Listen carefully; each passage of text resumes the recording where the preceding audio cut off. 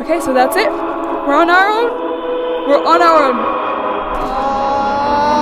Imagine you're visiting a foreign country. You're seeing all the sights, discovering the cuisine, soaking in the culture, and overall having a great time. Then you accidentally get lost. What would you do? Call a friend, find the way home, pay for a taxi? No big deal, right? Now, what if that wasn't an option? Well, we're about to find out, because today my friends and I are getting blindfolded, driven far, far away and abandoned in the middle of Lebanon. We have to find our way back home by sunset with no money and no phone. And on top of that, we have to complete 3 mystery challenges by the end of the day. Oh, and I won't be alone today. This is Francisco. He's from Portugal, he doesn't speak a word of Arabic and knows nothing about the country. So yeah, we're 2 foreigners all alone in Lebanon. What can go wrong? What can go wrong? What can go wrong? Nothing can go wrong. Time to wake up. I'm gonna make it so hard. If I dropped you in Syria, I wouldn't tell you. How are you feeling? Nervous. Tomorrow I have a flight at 4 a.m. So Please just try to come back before your flight. That's all I'm asking, man. Okay. Now has come the time where we blindfold the team. Can you see anything? I can't see anything, Rob. Francisco doesn't have a blindfold, he has some pants because he's cooler. Then Rob blindfolded Adam and Shadi. Mask on for Shadi. Mask on my nose, my mouth, and my eyes. And when we were all in the car, we started driving towards the unknown. I have no idea where they're going. And me neither, to be honest with you guys. Really? Rob! I had no idea where we were going, although I did pick up some clues. We just went through a tunnel. And it's lots of twists and turns, so definitely going up. They're all sleeping now. I'm so excited to drop them off. The first person we dropped off was I'm literally in the middle of nowhere right now. Next up was Shadi. We drove for another while, Rob gave him his challenges, and we said goodbye. And now it was our turn, and that's when it really started to sink in for me. I'm getting dropped off in the middle of the country with no money, no phone.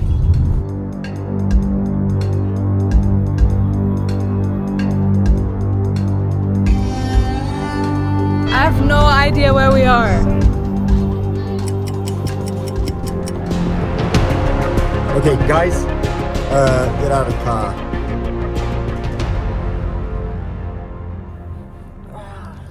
Oh my god, it's so bright. I need to adjust. Wow, what the hell? Where are we? Oh my god. I had absolutely no idea where we were. We're not in the north because there's not enough trees. I think. And now it's time to give them the 3 challenges of the day. First challenge, help someone do their job. Wow. okay. Second challenge, bring back 1 kilo of fresh fruits. What? 1 kilo. The third one, if you can manage to do that, I would be really proud of you guys. Try to use a mean of transportation other than a truck or a car. Like a tractor or Yeah, something. exactly. You have about 8 hours to be back home. You have it really hard, guys. Good luck. Bye. Okay, so that's it. We're on our own. We're on our own. Literally in the middle of nowhere. Thing is, like, he didn't even drop us in a village or in a town or anywhere. Look, can you hear that? There's nothing. Nothing. I feel like we don't have an option but to walk. So under the hot sun, we simply started walking. Francisco, what is our strategy for today? We need to find a ride. There's a truck. Oh no, it's the truck that we saw earlier. Oh my god. It's only there? There's a car coming, I'm gonna try and stop them. Now was the time for my Arabic skills to come to the rescue. All those childhood years spent in Saudi Arabia. What's up with Saudi Arabia? I used to live in Saudi Arabia. It all came down to this specific moment. Yeah, not a great start. But then some of it started coming back to me. نحن وين؟ بالباروك. نحن في السيارة نعم بس ما في مصاري. Can we go with you? هلا بتنزلوا معنا على السهل، بتوصلوا على الأستراد، طريق بيوصل على بيروت، okay? I wasn't sure I understood everything, but without thinking too much, we just got in the car. And thankfully, I could understand a lot more than I spoke, so I managed to gather a few pieces of information. أنتم من هون أو من وين؟ أنا سوري. أنت سوري؟ من شوف. The two gentlemen drove us down the mountains and into the valley. We are approaching a village. I mean, there's a couple houses here and cars and people.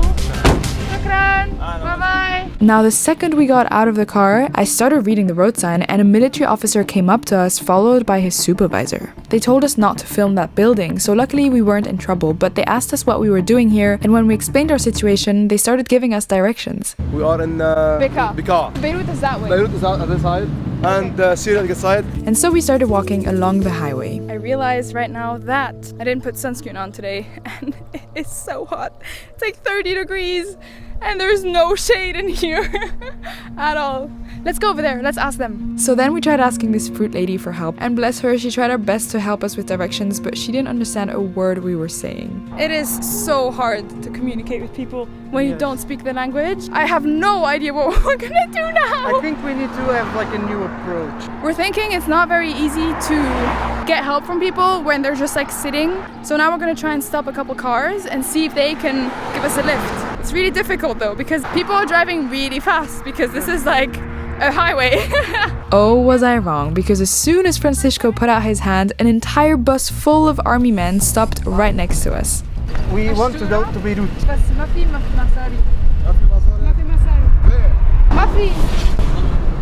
And just like that, we were on the road once again.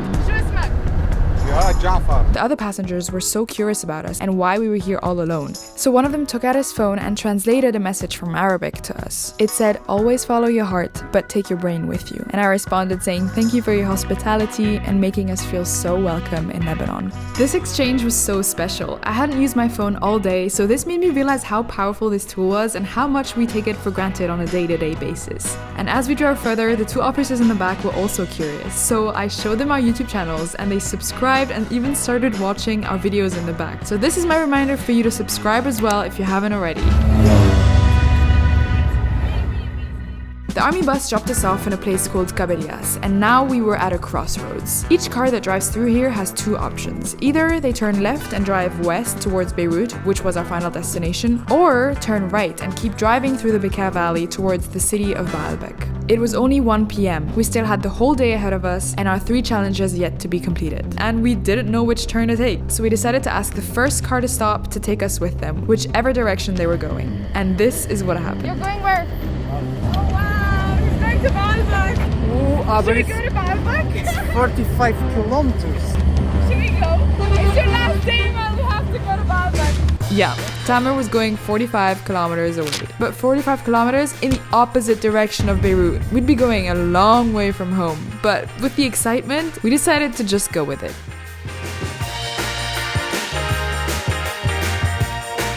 The gentleman spoke English, so we started talking. He's originally from Baalbek, however, he works in Beirut and commutes every single day. But now it's become extremely difficult with a terrible economic crisis in the country. Like the majority in Lebanon, his salary has been divided by 10 because of that. And because of the fuel crisis, it's becoming next to impossible to move around the country. And yet, when he found out that we didn't have any money, he stopped the car on the side of a road right away and insisted that we had something to eat. Thank you so much!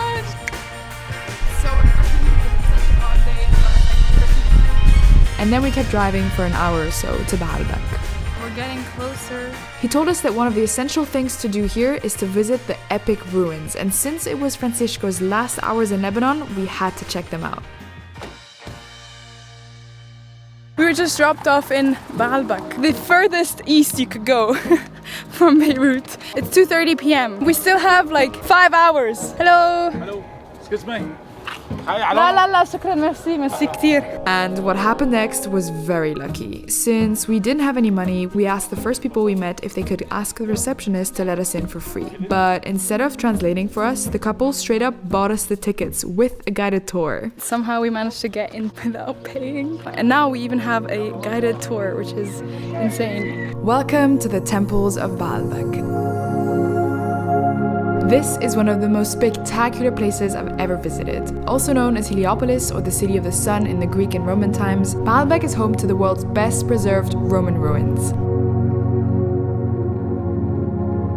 It felt like I was stepping into the past, as if this was a gateway into the ancient worlds.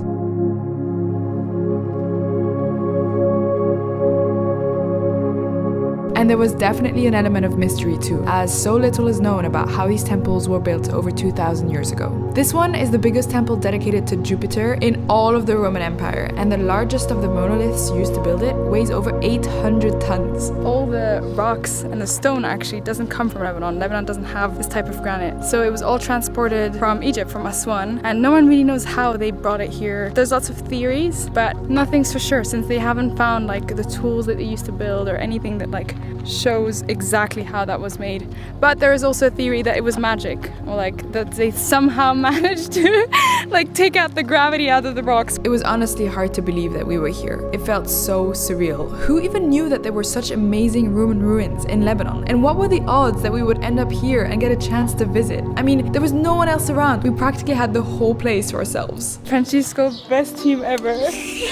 We won this competition for We sure. definitely won. Like, we may not have played by the rules. We kind of made our own rules. Rob, I have a special message for you. We are right now in Baalbek, inside the temple, and we didn't pay nothing. You see, 1 kilo of fruit. No. Forget that. We are in Baalbek, inside the temple, free. It is 4 p.m. We just finished the tour. We haven't done any of the challenges yet today. But we made it to the other side of the country. But the day isn't over yet, so let's see what happens. Yeah, because we still need to go to Beirut, and we still need to find a safe way for us To go there. Just as we were getting worried about how we'd go home and finish the challenges, help came our way. We got so lucky today. The couple who bought us the tickets offered to drop us off a bit closer to our destination. And they didn't want to be filmed, so we respected their wishes, but shout out to them for being so kind. We have been dropped off by this lovely couple. I don't know how we can say thank you enough. Should we just walk and like try I find... think we'll go out, yeah. Okay. We didn't even walk 2 meters before I heard a loud banging noise on the side of the highway. Wait, do you want to see what he's doing? Oh. And this is the moment we met Salim.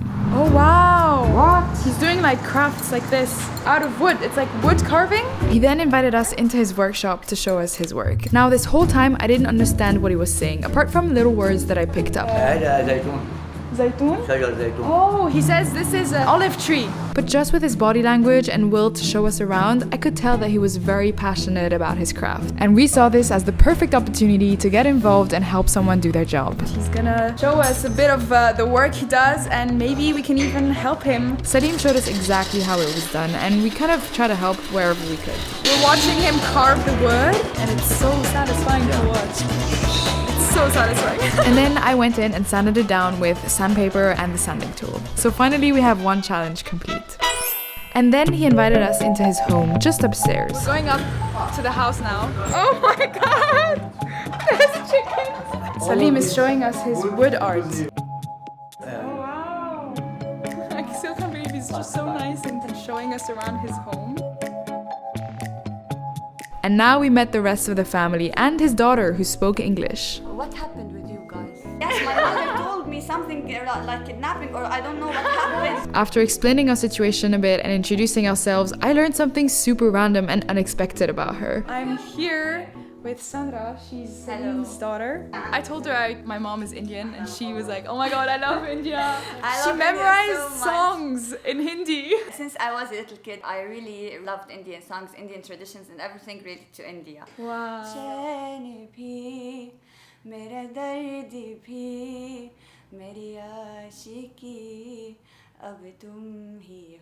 You have such a beautiful voice. I would have never thought that today we would end up in like a family's house. Meanwhile, Salim's wife prepared us a cup of Arabic coffee and a wonderful meal. It is 7:50 p.m. Rana just made us a delicious dinner, fresh tabbouleh and fries, homemade with love. Thank you so much, really. We weren't expecting this at all.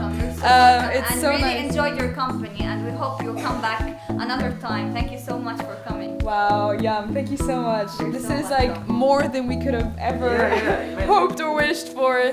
All right, it's the end of the evening with the lovely family. Salim is kind of giving us a ride because we're not very far away Just from 5-10 minutes. 5-10 minutes away, which is crazy. The car ride was absolutely crazy. The whole family tagged along, and it was one of those rides with loud music and everyone singing their heads off. I just want to laugh because none of this makes sense on my mind, you know? This is so surreal. I cannot, I feel like I'm in a dream. I feel like I haven't woken up since this morning. Yeah, maybe I was still dreaming because everything about today was so extraordinary. When we were dropped off in the middle of the countryside this morning, I could have never predicted that this was how the day was gonna end. I mean, we were two foreigners lost in a country where we don't speak the language, with no money and no phone to even try to communicate with anyone. We had nothing to offer really. And yet, everyone we encountered from the second we started searching for our way home met us with kindness and will to help unconditionally. We were complete strangers, yet they treated us like friends, even welcoming us into their homes as if we were family. And to me, it was especially touching to be so well looked after here in Lebanon. Sadly, the country is completely collapsing and the people are really struggling just to get by, but they still treat us with incredible hospitality and generosity time and time again. This is how I want to travel in the future. I want to discover the landscapes, history, and culture of a place through its people. There's so much more to get out of it. And I believe that when you add unusual circumstances and are open to the serendipity of life, magical things happen. Now, I'm left with special, unexpected memories that I shall cherish forever. We're walking to the house now. We're not far. We're gonna go and ring the bell and hopefully the others are there. We'll see. We made it. We made it. Welcome back! They're back! It's time for Francisco to leave us back to Portugal. Incredible, awesome, spectacular. It's so pretty. There's a lake. It's so blue. It's so pretty. And there's a mountain with snow on it still. Wow. Actually, I just did this. Literally 1 second. 1 second later, there's a bus coming with full of militants. Full of military. I'm like, oh, okay.